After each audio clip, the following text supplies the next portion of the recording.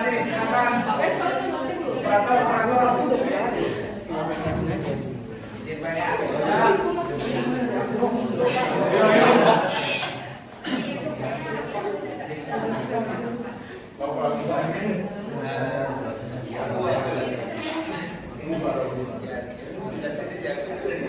Ini ngomong deh.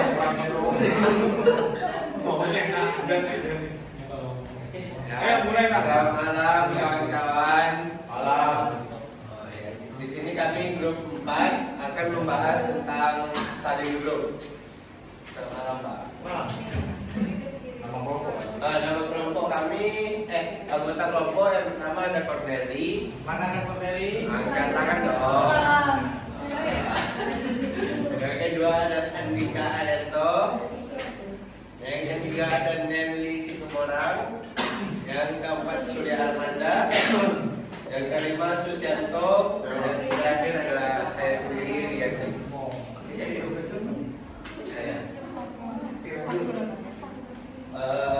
Di sini yang menjelaskan si Sandika. Kita masuk ke profil usahanya dulu. Kita ke bagian Salim Group. Jadi Salim Group ini adalah salah satu konglomerat terbesar di Indonesia yang didirikan oleh Sudono Salim pada tahun 1972 dan ini dipimpin oleh Antoni Salim. Grup ini dikenal karena memiliki jaringan wisata yang sangat luas, mulai dari makanan, agribisnis, properti hingga infrastruktur. Nah, model bisnis Salim Group ini berfokus pada integrasi vertikal dan diversifikasi usaha, maksudnya berbeda-beda gitu. Dan pada sektor makanan, ada makanan terus ada agribisnis ini seperti mereka juga punya kelapa sawit. Terus mereka menguasai proses hulu ke hilir, artinya dari proses bahan baku hingga produksi dan sampai ke distributor. Itu mereka kelola sendiri supaya supaya biaya produksi dari mereka ini lebih efisien dan strategis gitu. Terus kita masuk ke slide kedua. Belum Pak. Pak, saya presentasi dulu Pak. Kemudian ada segmentasi berdasarkan segmentasi latar itu ya sama, ada demografis, ada geografis, psikografis, ini dasar banget, pokoknya sama kayak yang kemarin kita pelajari, mencakup semua usia, kelas ekonomi, seluruh Indonesia dan internasional, praktis hemat dan loyal, penting dan lain sebagainya. Ini mungkin bagaimana kita mengarahkannya. Ya, ada selanjutnya kan dimulai tentang oleh Susianto. Oke, baik, ini ada kinerja retail terkini. Di sini kinerja retail terkini Salim Group adalah beberapa tahun terakhir menunjukkan perkembangan yang kuat dan stabil melalui perusahaan-perusahaan intinya seperti Indofood. Di sini ada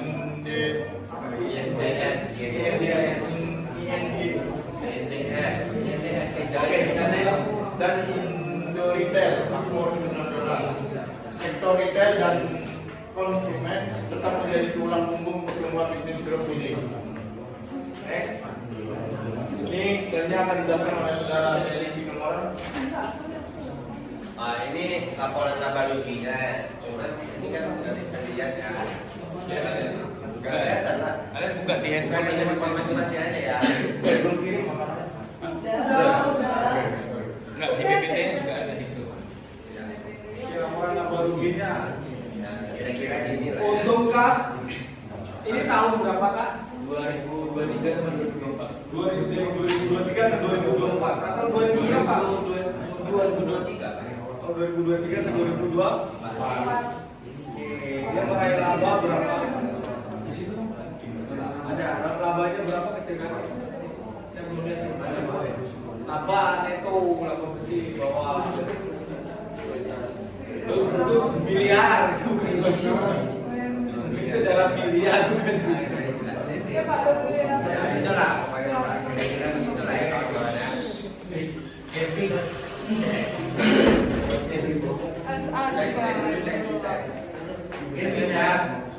Kita lanjut. baca aja kinerjanya gimana tahun Sini 2022. ada kinerja generalis 3 tahun, yang mana pada tahun 2022 pendapatan cukup tinggi dan perusahaan mencatat laba bersih sekitar 1,20 triliun. Kemudian tahun 2023 terlihat penurunan pendapatan 10% dibanding 2022. Kemungkinan akibatnya turun harga komoditas atau ekonomi dan laba bersih turun signifikan menjadi 736,4 miliar. Dan namun di 2024 meskipun pendapatan hanya sedikit berubah dibanding 2023, laba bersih melonjak tajam lebih dari 2 kali lipat menjadi 1,55 triliun.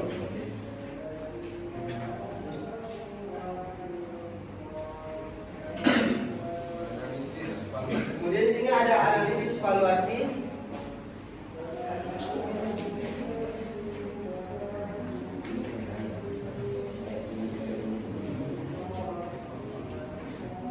Data dan kondisi dasar saat ini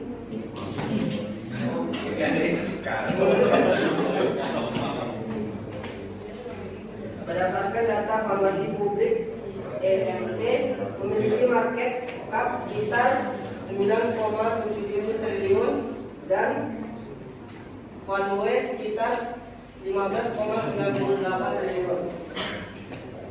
Kemudian aset total perusahaan mencapai 3,725 triliun per 2024, menunjukkan basis aset yang cukup besar. Berdasarkan kesimpulan, rasio PEF EBITDA dan P per B tampaknya undervalued relatif terhadap aset dan potensialnya. Hal ini menunjukkan bahwa perusahaan memiliki nilai yang lebih tinggi daripada harga pasar saat ini, dan di mana diperlukan analisis lebih lanjut untuk memastikan apakah perusahaan memiliki potensial pertumbuhan yang kuat dan apakah valuasi yang rendah ini merupakan kesempatan investasi yang baik.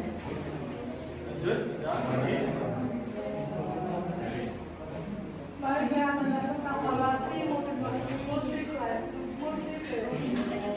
Ini analisa mengenai sisi historis SMP sekitar 10-14 kali.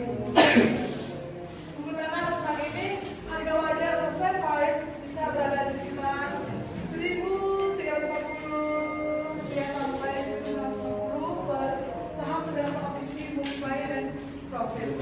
Artinya dibandingkan harga sekarang misalnya 120 sampai 205 rupiah, ada potensi akses signifikan 100-200% kurang lebih jika perusahaan bisa kembali ke ini semua perusahaan tinggi.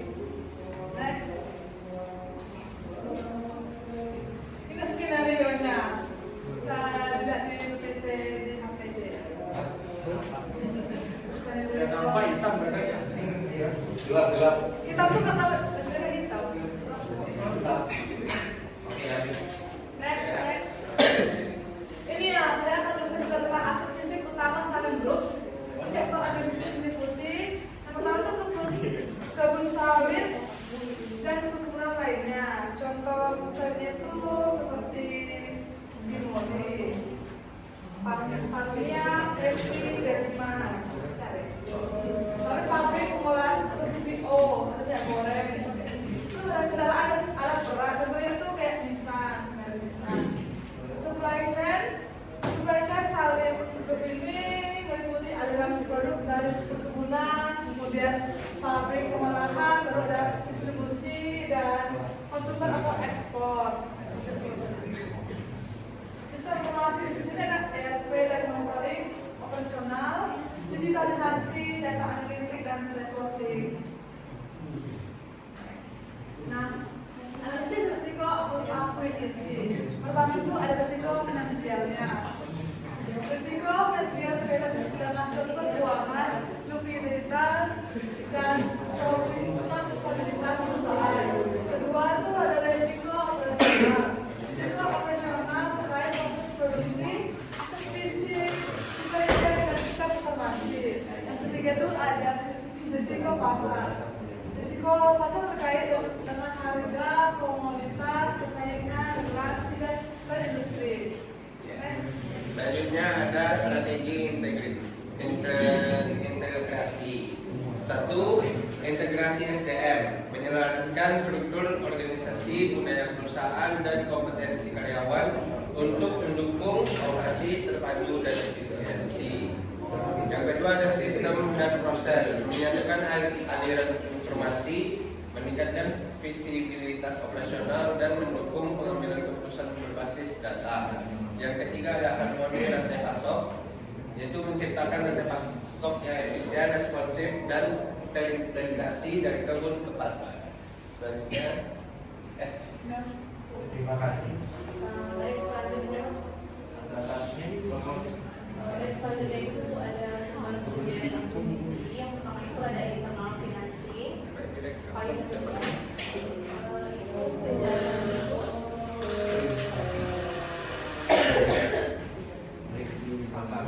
Sumber pembiayaan akuisisi itu menjelaskan dari mana perusahaan mendapatkan dana untuk membeli perusahaan lain.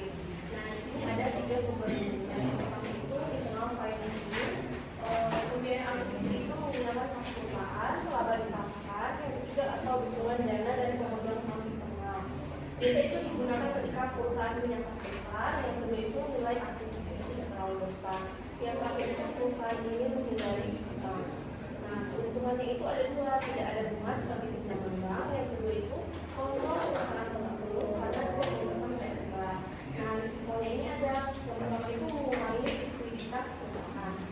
Yang kedua itu bank loan. Pembiayaan akuisisi ini melalui pinjaman dari bank atau lembaga keuangan. Ini biasanya perusahaan mengajukan kredit investasi. Yang kedua itu term loan atau skema pembiayaan akuisisi. Nah, yang kedua itu ada keuntungannya. Ini bisa mendapatkan dana besar secara cepat. Yang kedua tidak perlu mengorbankan pembiayaan perusahaan. Nah, ini juga ada risikonya. Yang pertama itu ada bunga, biaya administrasi, dan kewajiban pengembalian. Yang kedua bisa meningkatkan risiko finansial bila tidak dikelola baik. Yang ketiga itu ada investor. Ini melibatkan investor institusional atau private equity untuk mendapatkan modal guna membiayai akuisisi. Investor yang terlibat biasa itu investor institusional. Yang kedua private equity. Yang ketiga itu venture capital. Yang keempat itu pemegang saham baru. Nah, keuntungannya itu tidak menambah utang. Yang kedua mendapat dukungan dari pihak luar yang punya jaringan dan pengalaman. Nah, risikonya itu ada 2. Di sini ada kepemilikan perusahaan bisa berkurang atau self dilution. Yang kedua itu investor biasanya menuntut return tinggi atau hak ikut mengawasi perusahaan. Baik, sekian dari sumber pembiayaan akuisisi. Ada yang mau bertanya? Oke, lanjut. Guru berapa? Terima kita tepuk tangan.